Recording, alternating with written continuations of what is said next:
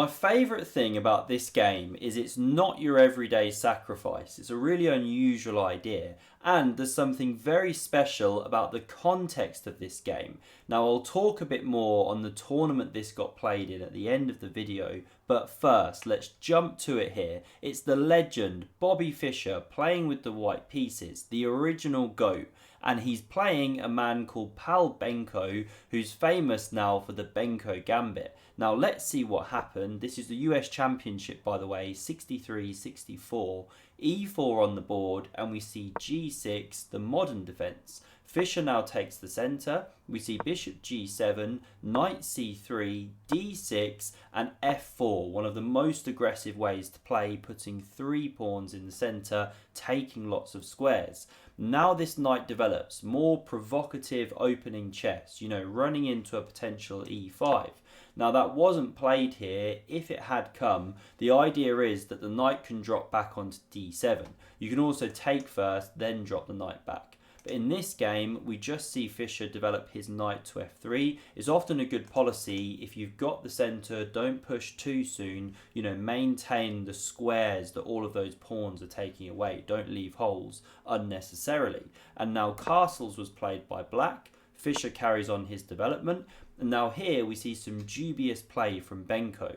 So the top engine move here is to develop that knight. And one of the nicest ideas is knight a6. Because if captures, well, you gain the bishop pair for the pawn structure damage, and if not captures, well, it supports c5. White's still quite a bit better at the opening because of the space, but it's a nicer way to play. But bishop g4 is dubious, because after h3, captures, queen captures, just look at the white pieces flooding out into the position. Big initiative already for white.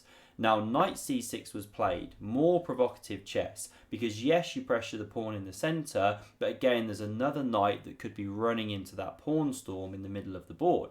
Bishop e3 covers now, and e5, very thematic. You see this kind of thing in the King's Indian defence as well.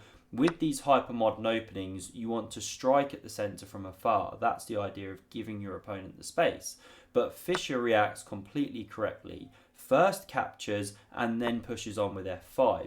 Very common positional idea, because by leaving this pawn on e5, you kill that bishop for a long time, and you also stop a minor piece from making use of that square.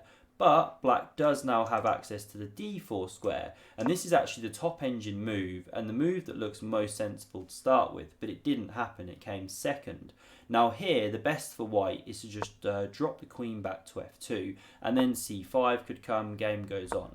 But let's see what happened in the game, something similar, but not quite the same. First we see captures on f5, just a really ugly move, opening the g file to the king, and after queen recaptures, very logical to leave open the f file. Well, now we see knight d4 picking up a tempo on the queen.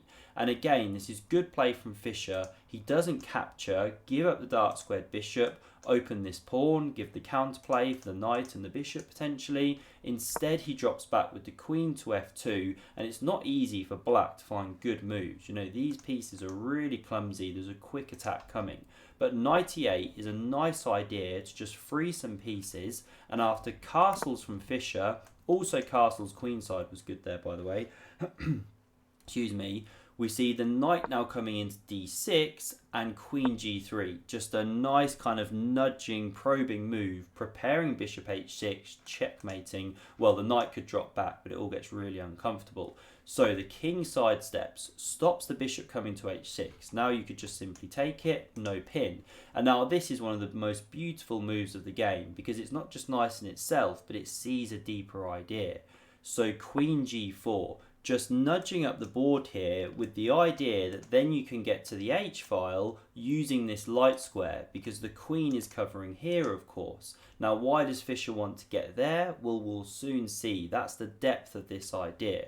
Now black wants to play queen e8 here to then go f5 and challenge the queen once it reaches that square. But if you do it straight away, the problem is knight d5.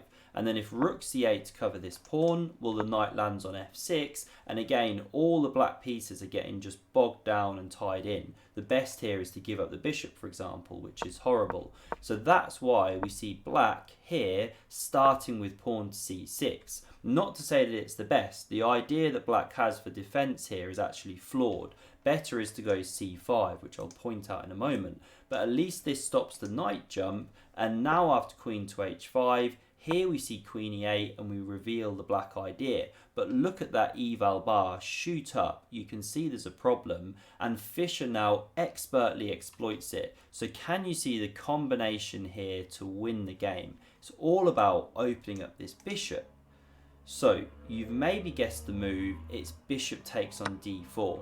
Now, by the way, just going back to what the correct defensive setup was, it was to put this pawn on c5 earlier and support the knight, so that now in this event of moves you could recapture with the pawn here and therefore keep this one closed, keep the bishop closed. But because there's no pawn on c5, you have to take with the e pawn, and you're now opening this bishop. So what's the next move here to really hit home the combination? Okay, so now how many of us, right, are thinking the very logical pawn to e5 looks so sensible, but now the eval bar plummets because there's a problem. Black now has the defensive resource of pawn to f5, and there's no time to take en passant because otherwise black's going to win your queen, which is undefended. So white here would have to chop the queens, and now you can actually recapture with the knight to run away from the attack of this pawn. Then because black's knight is attacked, white's knight rather, it would have to move, and black picks up this pawn, and actually it's a level position, black's got no problems. So coming back here, e5 is not working for that reason. So how else do you execute the combination?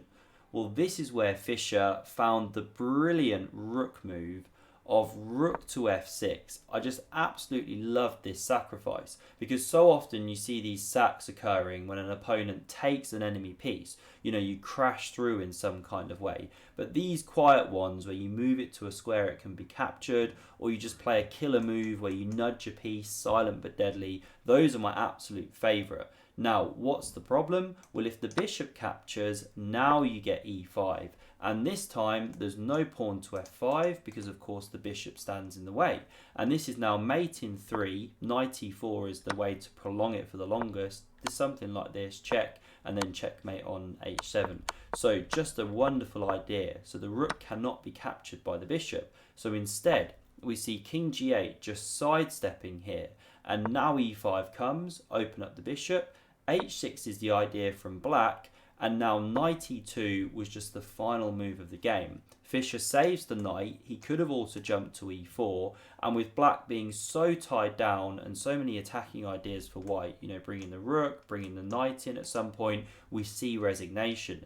Now, just to show one sample line, say you go c5 to defend this pawn, well then you can crash through here with the rook, and you're threatening to actually check here after bishop captures, then deliver the mate with the queen and bishop on h7. So f5 is forced to give the king some room, but then you've got a problem with this knight, as I'm highlighting here, because you can capture, and if the rook takes back, then you pick up the knight. If the knight takes back, well, guess what? You just left the c4 square, so you can check. The king can't move anywhere, you have to block, and okay, the game goes on, you win an exchange, plus white has these positional trumps as well, won't keep going and going on the line, but white's a long way ahead, plus 6.5 to the computer's telling me here. So why is this game so famous? Well, in 1963-64, Bobby Fischer won the US Championship with the stunning score of 11 out of 11, just blew away the field, and I'll have to cover a few more games on the channel soon.